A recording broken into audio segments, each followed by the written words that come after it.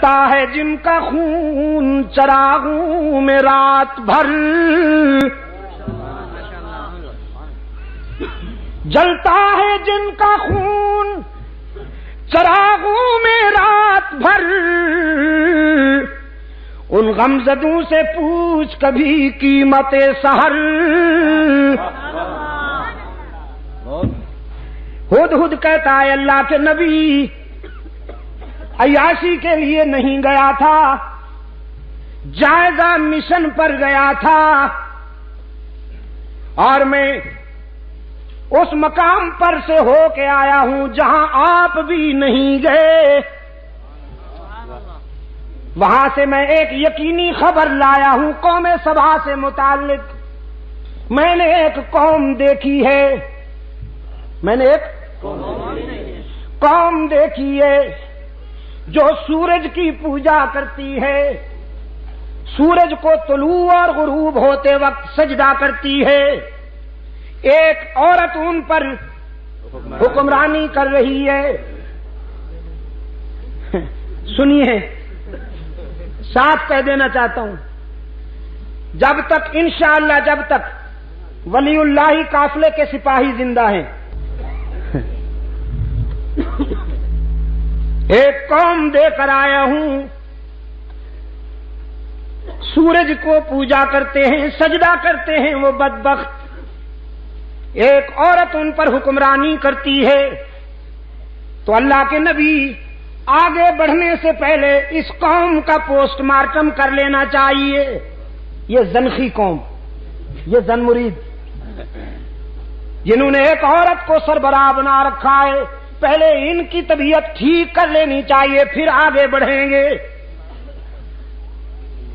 سلیمان علیہ السلام نے فرمایا بھئی واقعی تو بڑا عجیب ہے، کیسی عجیب خبر لایا ہے۔ فرمایا ایسے یلغار نہیں کرتے، دیکھو پیغمبر کا انداز دیکھو، پیغمبر کی عسکری مہم میں بھی رحمت کار فرما ہوتی ہے۔ فرمایا پہلے خط لکھتا ہوں بلقیس کے نام، جاؤ میرا خط پہنچاؤ اسے، اگر وہ ٹھیک طریقے سے ہماری بات مان لیتی ہے تو ہم ان کی آبادیوں کو تاراج کرنے کا ذوق نہیں رکھتے۔ خط لکھا، اور سفارتی تاریخ میں یہ پہلا خط ہے جو کسی ایک حاکم نے دوسرے حاکم کے نام لکھا۔ سلیمان علیہ السلام نے جو لکھا ہے بلقیس کو، قرآن کریم نے اس خط کا مضمون بھی محفوظ رکھا ہوا ہے۔ فرمایا انہ من سلیمان وانہ بسم اللہ الرحمن الرحیم اللہ تعالی علی واتونی مسلمین۔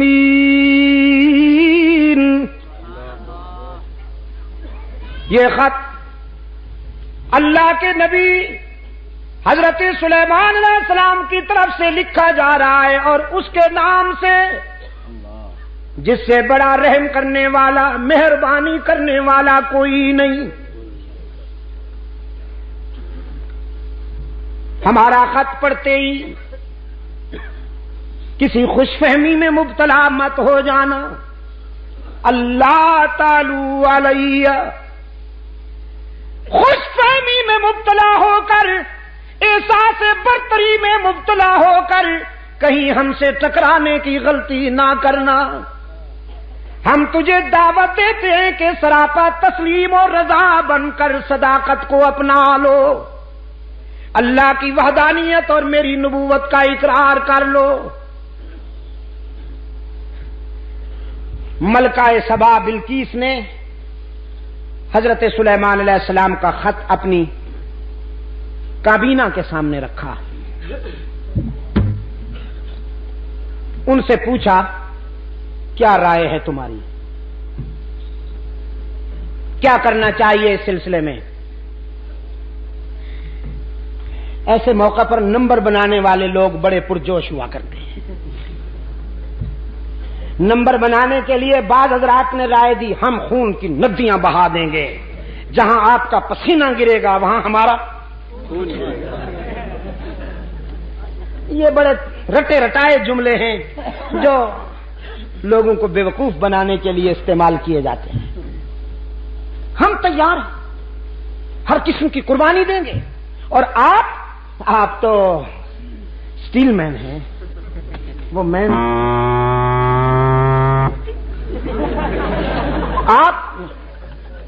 آپ تو بڑی مضبوط ہیں. آپ تو سپر پاور ہیں. آپ تو ناقابل تسخیر ہیں. میڈم بیگم آپ کو کوئی نقصان نہیں پہنچا سکتا. اور آپ کے یہ رضاکار، آپ کے یہ فداکار آپ کے اشارے پر جانے دیں گے. ہم خون کی ندیاں بہا دیں گے. ہم اڑا کے رکھ دیں گے تیرے دشمنوں کو. قرآن کریم بڑا شفاف آئینہ ہے. ہر کردار بیدار نظر آتا ہے. قرآن کریم نے ملکہ بلقیس کو یہ کریڈٹ عطا کیا ہے کہ اپنے مشیروں وزیروں کی یہ لنترانیاں سن کر بے وقوف ہونے کے بجائے اس نے حقیقت پسندی سے کام لیا. قالت ان الملوک اذا دخلوا قریۃ افسدوها وجعلوا اعزۃ اہلها ذلہ وَكَذَلِكَ يَفْعَلُونَ. اپنے مشیروں وزیروں سے کہنے لگی تم مجھے تصادم اور ٹکراؤ کی طرف لے جانا چاہتے ہو، لیکن مجھے ٹکراؤ پسند نہیں. اس لیے کہ جب دو طاقتیں لڑتی ہیں، جب بادشاہ آپس میں ٹکراتے ہیں تو مظلوم انسانوں کا خون بہتا ہے. دو اونٹ جب لڑتے ہیں تو چیونٹیاں پس جاتی ہیں بیچاری. فرمایا آبادیاں ویرانے بن جاتی ہیں، انسانی خون کی ندیاں بہتی ہیں، ماؤں کی مامتا لٹتی ہے، بہنوں کی چادریں اڑتی ہیں، بیٹیوں کے دوپٹے تار تار ہوتے ہیں، بچے یتیم بنتے ہیں، ضعیفوں کی کمر ٹوٹتی ہے، جوانوں کے بازو ٹوٹتے ہیں، لاشوں کے ڈھیر لگتے ہیں. اور مجھے یہ منظر پسند نہیں، میں ٹکراؤ کو پسند نہیں کرتی. میری پرپوزل یہ ہے انی مرسلۃ الیہم بہدیہ، میں ایک ہدیہ بھیجتی ہوں. کیا؟ تحفہ، پریزنٹ، نذرانہ. جزاک اللہ. کیا؟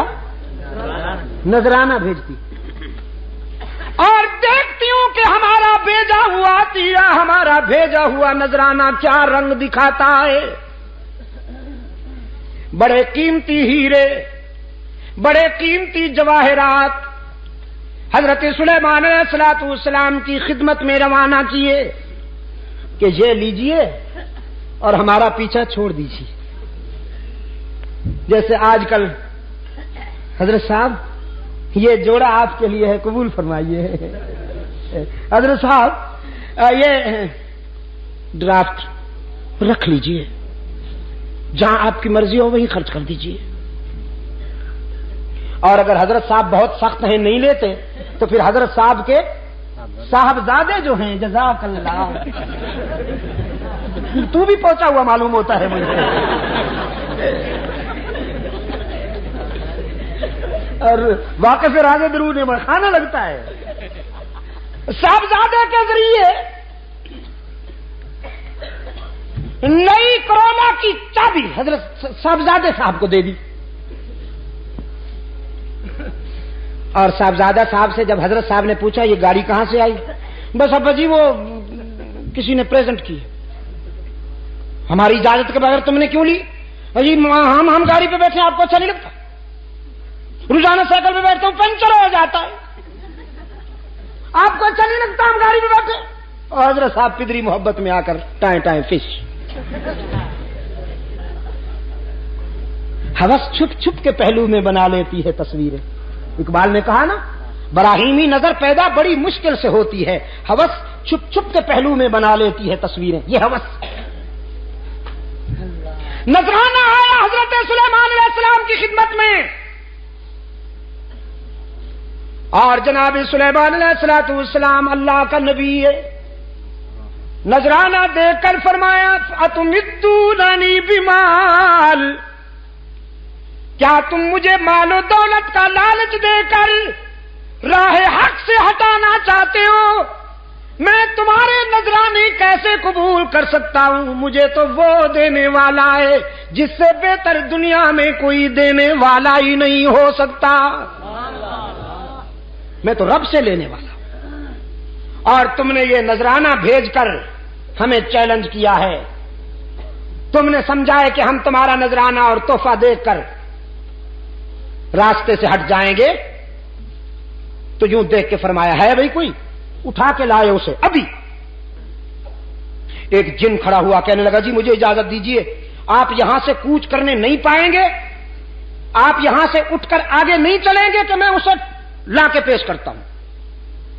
ایک اور بولا، قرآن کہتا ہے قال عفریت من الجن انا اتیک بہ قبل ان یرتد الیک طرفک، اس نے کہا میں پلک جھپکنے سے بھی پہلے لاتا ہوں۔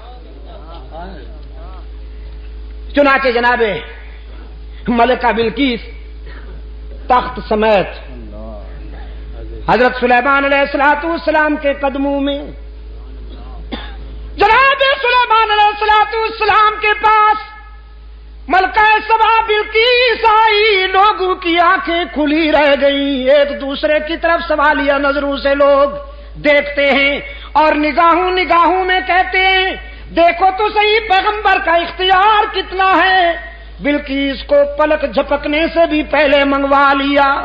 حضرت سلیمان علیہ السلام نے یہ منظر دیکھا، قرآن کہتا ہے سلیمان علیہ السلام نے فوراً وضاحت کی، قال ھذا من فضل ربی لیبلونی اشکر ام اکفر، یہ میرا ذاتی اختیار نہیں ہے، یہ تو میرے رب کا فضل و کرم ہے، اس نے یہ مہربانیاں کی ہیں، لیکن اس میں بھی بڑی آزمائش کار فرمائے، وہ اتنی مہربانیاں کر کے مجھے دیکھنا چاہتا ہے کہ میں اس کی نعمتوں کا شکر گزار بندہ بنتا ہوں یا تکبر کرتا ہوں۔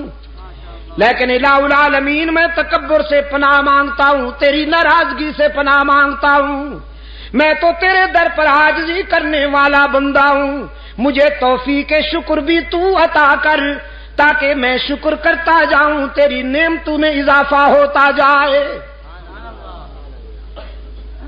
یہ میں نے تقریباً 1.25 گھنٹے کی محنت بلکہ 1.5 گھنٹے کی محنت اس لیے کی کہ آپ کے ذہن میں یہ بات بٹھا سکوں کہ رب العالمین کبھی آنسو میں آزماتے ہیں، کبھی مسکراہٹوں میں آزماتے ہیں۔ آنسو میں آزمائش بھی بڑی سنگین ہے، لیکن میرے نزدیک مسکراہٹوں میں کامیاب ہونا اس سے بھی بہت اہم ہے۔